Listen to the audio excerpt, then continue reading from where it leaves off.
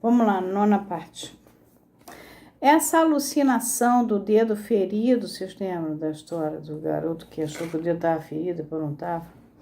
Foi instigada, conforme relatou mais tarde, pela história de uma conhecida sua que havia nascido com 6 dedos nos pés e tivera esse 6º dedo decepado em cada pé por um machado imediatamente após o nascimento.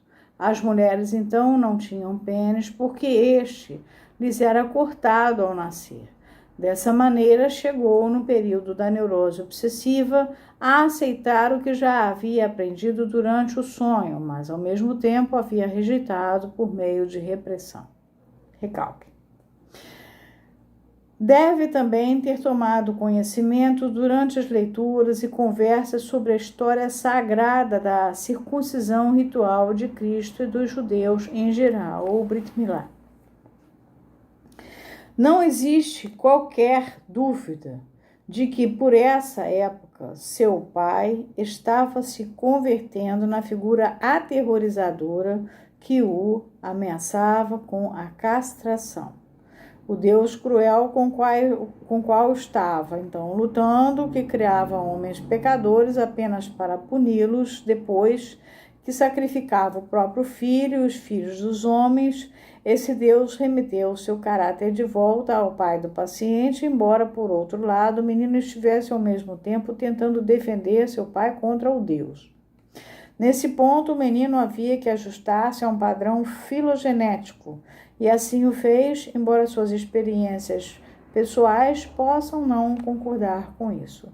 Conquanto as ameaças ou sugestões de castração com que deparou tenham emanado de mulheres, nota, já sabemos disso no que diz respeito à sua nania, e sabemos outra vez do fato em relação a outra mulher. Esse fato não poderia retardar em muito o resultado final. Apesar de tudo, foi de seu pai que ele veio a temer, afinal, a castração. Nesse aspecto, a herança triunfou sobre a experiência acidental. Na pré-história do homem, era indubitavelmente o pai que praticava a castração como um castigo e que o suavizou depois na circuncisão. Quanto mais o paciente avançava no recalque com a repressão à sexualidade durante o desenvolvimento da neurose obsessiva, como evidência disso, ver as páginas que a gente já viu, 88 e 89, tanto mais natural se deve ter tornado para ele atribuir essas más intenções a seu pai, que era o verdadeiro representante da atividade sexual.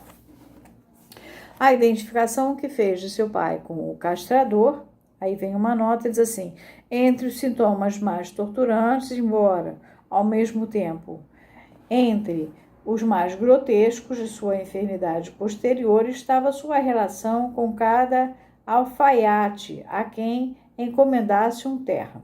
Sua deferência e timidez na presença desse alto funcionário, suas tentativas de obter um bom conceito junto ao alfaiate, dando-lhe gorjetas extravagantes, e seu desespero diante dos resultados do trabalho, quaisquer que estes fossem.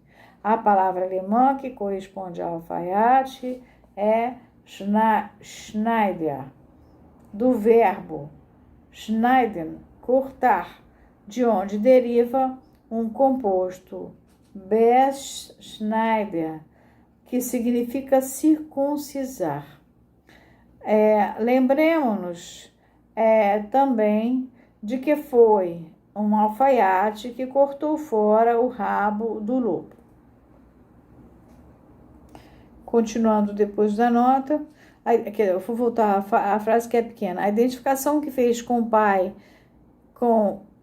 de seu pai com o castrador, aí veio essa nota, tornou-se importante como sendo a fonte de uma imensa hostilidade consciente contra ele, atingindo o nível de um desejo de morte e de um sentimento de culpa que reagia contra essa hostilidade.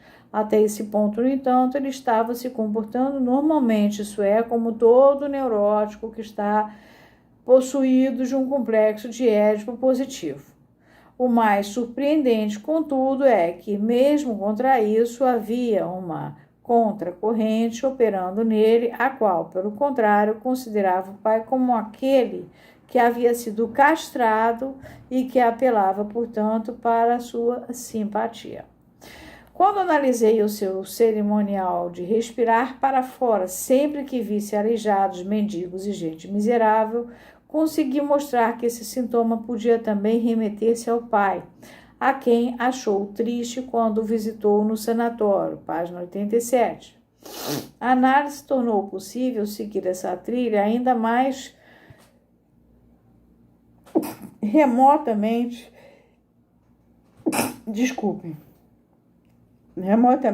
Num período muito precoce, provavelmente antes da sua sedução, com a idade de 3 anos e um quarto, estivera na granja um velho trabalhador diarista, cuja função era agora a de carregar água para casa. Não podia falar, porque sua língua fora, ao que parece, cortada fora. Era provavelmente um surdo-mudo. O menino gostava muito desse velho e sentia uma profunda pena dele. Quando o velho morreu, o menino procurou pôr ele no céu. Nota 2. Em relação a isso, posso mencionar alguns sonhos que teve após o sonho de ansiedade, porém, enquanto ainda estava na primeira granja. Esses sonhos representavam a cena do coito como um evento que tinha lugar entre corpos celestes. Eis aí, então, o primeiro aleijado do qual se apiedou e como foi mostrado pelo contexto e pelo ponto em que o episódio aflorou na análise, um indubitável substituto paterno. Na análise, esse homem foi associado com a recordação de outros servos de quem o paciente gostara e sobre os quais destacava o fato de que eram ou doentes ou judeus, o que implicava em circuncisão. Também o criado que o havia ajudado a limpar-se depois do seu acidente, aos 4 anos e meio, na página 98, a gente já viu, era judeu e tuberculoso, e fora igualmente objeto de sua compaixão. Não vamos esquecer, Freud também era judeu. Todas essas figuras pertencem ao período anterior à visita que fez ao pai no sanatório, isto é, antes da formação do sintoma.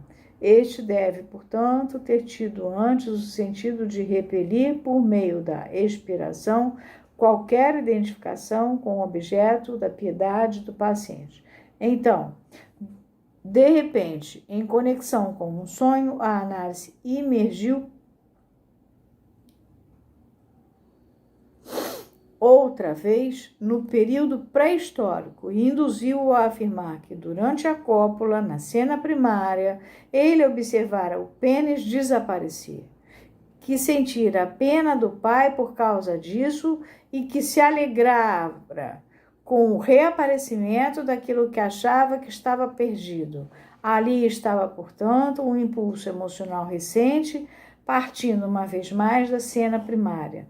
Ademais, a origem narcísica da compaixão, que é confirmada pela própria palavra, o alemão Mitleid, literalmente sofrimento com, revela-se aqui de forma inequívoca. Terminamos a parte 7ª, a gente vai entrar na 8ª, que é um mundo novo, oriundo do período primitivo, e vem aí a solução do caso.